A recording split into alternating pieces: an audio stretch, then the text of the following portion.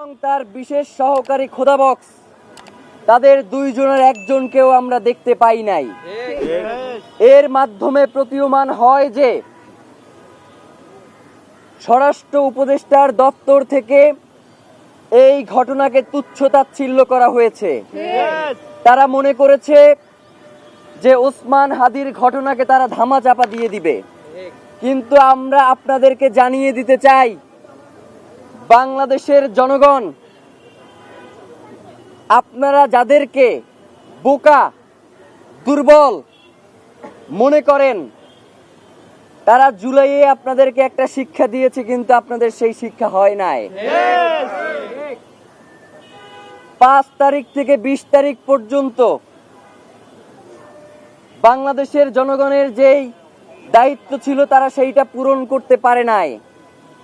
আজকে ইনকিলাব মঞ্চ যদি এইখান থেকে ঘোষণা দেয় যে 5ই আগস্ট থেকে 20 আগস্ট পর্যন্ত যেই দায়িত্ব বাংলাদেশের জনগণের ছিল সেই দায়িত্ব আপনারা এখন পূরণ করেন, তাহলে কিন্তু আপনারা সরকারে থাকতে পারবেন না। আমরা ইনকিলাব মঞ্চের পক্ষ থেকে বাংলাদেশের সাধারণ জনগণকে সাথে নিয়ে জানাতে চাই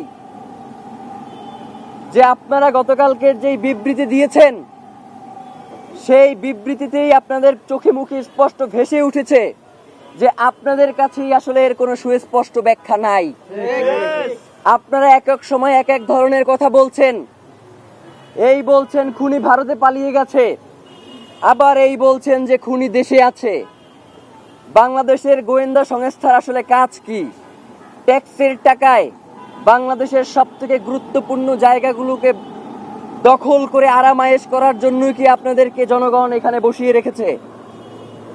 আপনারা যদি ওসমান হাদির মতো এত গুরুত্বপূর্ণ বাংলাদেশের স্বাধীনতা সার্বভৌমত্বের প্রতীক জুলাই জজবার প্রাণ শহীদ ওসমান হাদির খুনের ঘটনাকে যদি এইভাবে তুচ্ছ-তাচ্ছিল্য করেন, যারা বাংলাদেশের জনগণের জীবনকে জাহান্নাম বানিয়ে দিতে চান, বাংলাদেশের জনগণ যতক্ষণ পর্যন্ত স্বাধীনতা সার্বভৌমত্ব রক্ষার এই আন্দোলনে রয়েছে আপনারা কোনো শান্তিতে থাকতে পারবেন না। বাংলাদেশের জনগণ আপনাদের জীবনকেও জাহান্নাম বানিয়ে ছাড়বে।